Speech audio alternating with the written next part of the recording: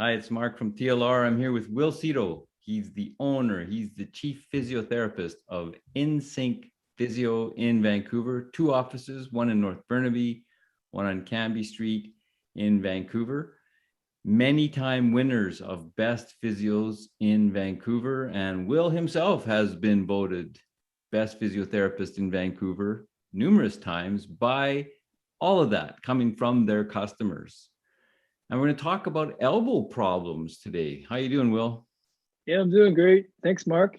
So probably the most common type of elbow injury or elbow dysfunction is this thing that everyone's heard of. It's tennis elbow. And so it's funny because really only 5% of people that have this type of injury or dysfunction actually get it from playing tennis. And I think a majority of it is from other sports, like other racket sports. And when you actually break it down to the three main things is like even like your job, like what you do for work. So if you have a job where you're lifting and more than like, I think what they say, like 2 to 5 kilograms of weight repetitively, like 10 times, even just 10 times a day, as your full-time job, that can actually be one of the risk factors to even just repetitive use of your hand and arm doing things like typing, to even like if you're using tools that are basically handheld tools as your main implement for your job, then that's going to be another big risk factor. So there's a lot of things when you're looking at what causes it, but really 5% of it is really from actual tennis. So is it a tendon problem, a ligament problem, muscle strength problem? What's kind of the root cause of kind of things that are more common that all of us do? Lifting 5 to 10 kilograms isn't very much, honestly. So how come that causes elbow problems? Yeah, it's the tennis elbow. Yeah. So really, it's the overuse and the overloading, which then causes the inability of the actual tendon that attaches. And so the tennis elbow is on the outside of the elbow. And so basically, the issue arises where you start to get this overuse and wear and tear. And I'll save the name, but basically the common name when you look it up on the internet, it's lateral epicondylitis. And so with this overuse issue, you have this degeneration that's happening in the tendon. And what in effect happens is that then you start to not be able to heal as fast and you keep like doing things that basically say what's your normal load. And because you have this ongoing issue, then you're actually going into overload. So you have to dial it back a little bit. And then there are things that you want to do to be able to start to actually, get it better and rehab it. But essentially what it is it's like an injury to the tendon. It starts off as an overuse, but then it becomes a degeneration of that actual tendon. And that's basically what it is. So patient comes in, outside of their elbow's hurting, you diagnose they've got tennis elbow. How do you treat it? What's the normal protocol? Well, the first thing and I'm just thinking about a couple of clients that I'm seeing right now, and it's really important that you actually diagnose what's causing that elbow pain. I mean, first of all, when someone comes in with that kind of pain, it's usually like a gradual onset. So you can get traumatic, like tennis elbow or the lateral epicondylitis. I've seen that before too, like working with hockey players, you get whacked with a hockey stick, or with lacrosse players get whacked, or some kind of trauma in that area. But that's actually very uncommon. The more common thing is sort of that, like it just gradually started happening. And so in part of that ascertainment of what's going on, the history of what the individual does is sort of complete that picture a little bit more, or gives us more of a bigger picture of what is causing this.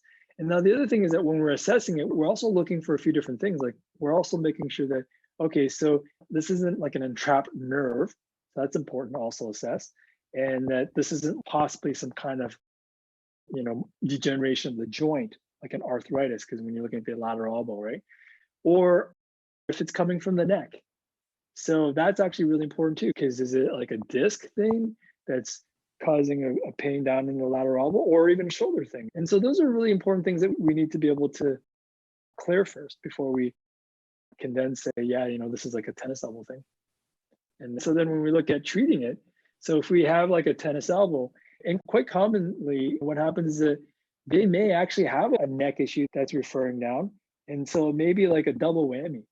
So they have a neck issue that probably precipitated a dysfunction in the elbow and this deficiency, which then led to now a breaking down of that tendon in the lateral elbow. So now they have two things going on. So in order to actually treat the tennis elbow, you also have to start treating stuff happening in the neck. So I was telling you about this one patient that I saw who actually has just that, where their issue in their neck, they just with the pandemic and everything that's going on, they're doing a lot more work on their computer, sitting, and he admitted his posture wasn't great. And he's also a pretty active guy. He likes to hike and does mixed martial arts. And his activity level took a bit of a backseat. But essentially, he was doing a lot more computer work and mousing. And then the thing that also made it a little bit more complex was that he had a previous injury in his elbow like 15 years ago, but that kind of all cleared up. But that seemed to be something that was kind of pretty vivid in the back of his mind. So he brought that up. So what was the treatment? Basically, when we looked at it, we had to treat both his neck. Basically, the nerve was being affected, and he had a lot of nerve tension going along that whole segment related to the outside of his elbow. So we had to really start to mobilize that system and work on mobilizing his neck. But then the actual injury to the elbow, we also had to treat too. So we had to actually work on, there was some stiffness in the joint, but it was related to, I think, this overuse issue that he was having. And so we started doing some specific manual therapy to mobilize that. And actually literature shows that that's actually really effective. And in my clinical experience, combining that with specific exercises, which is really the key in terms of rehabbing this to be able to get this stronger. So there's a few key things and exercises I can go over here with you after too. So let's jump in. What kind of exercises? Well, first of all, I guess like one of the main things is how really acute it is. If it's really super bad, then we wouldn't be jumping into too many things to strengthen too much right away. But some of the things that we really want to work on, the concept of isometric strengthening. So what isometric strengthening is basically strengthening a muscle in constant tension without moving it. So basically, if you break it down, there's three types of movements when you look at muscles. Like let's take the biceps, for example. So if I'm shortening and if I'm doing this and I'm shortening, that's called concentric. And if I'm lengthening, that's called eccentric. So I can do concentric strengthening and eccentric strengthening of my biceps, or isometric, where I'm just holding the weight. Same thing applies with the elbow. So I have a 3-pound weight here. And if I'm working on isometric strengthening, I want to just support that on a table and I just want to hold it. I want to just hold it for, depending on how acute it is, 10 seconds is usually a good start. And you want to work up to like 15 seconds and just doing like a couple sets of 10 once a day to start and building it up to like a couple times per day. So that's a really good start to just to get the strengthening in that actual tendon. So studies have shown that that's actually really beneficial. And then you can start to move into a little bit more eccentric strengthening, which is the lengthening of the muscle. Now, a couple of other really interesting implements that I have with me here, I want to show and go over with you guys, is basically how to recover. So I'm thinking about this client of mine who is a rock climber, but also does a lot of computer work and has been working exclusively from home, and his workstation is not that great. And he also plays a little bit of tennis as well, which is kind of funny combination, tennis and rock climbing. So a really important part of making sure you manage this is that having enough rest and recovery, but also how you do that. So if you're doing a lot of activities, or even if you have a job where, like I was mentioning earlier, where you're handling tools all day long, or you're lifting stuff repetitively for 2 hours, or you're lifting things that are around 2 kilograms at least 10 to 15 times a day, then you want to do things to relax the muscles, because the muscles get really shortened and tight, and it actually causes more tension and fatigues the tendon a little bit more, because the tendon is always the weaker part. So before I actually show the two implements here, I just want to give a full disclosure that I don't actually have any sponsorships or get any gratuities from these companies of the products I'm going to actually talk about. So the first one is this device called the Rowflex. And I love this thing for myself personally, because as a rock climber myself and doing a lot of things with my hands and arms, I get really tight. And it's a really relatively inexpensive little tool and device that you can purchase for under $100. And I use this every time after I do any kind of physical activity, like rock climbing or even gardening. I'll do like a couple hours of gardening. And what it is just basically a self massager for your arm. And you can use it for other parts of the body, but for the forearm, it's so amazing. It's got two foam density pads here, one flat one here, like cylindrical, and then one that has like three different types of beads. And they're high density foam and they're really super durable. I've had this thing for over 2.5 years and it still almost looks brand new, and I use it like every day. And so basically how this guy works is you can adjust it depending on how big your arm is. And then what you do is you basically have a little lever here that you hold with the other hand. And then if you want to work the lateral arm muscles or the outside arm muscles, then you're just basically squeezing the top grips here, and then you're sliding your hand through and you're going nice and slow, and you're giving yourself a nice, good little arm massage. You can do a minimum of 5 to 7 minutes, up to 10 to 15 minutes if you want, hitting a few key muscles in your forearm, basically. And you can do that also for the inside of the arm as well. So this is the Rolflex. And then the second thing that I have here is a little bit more pricey, but it's a device that I just got recently, and it's called the Theragun. And so the Theragun is like a little bit more of a luxury type of self-massager.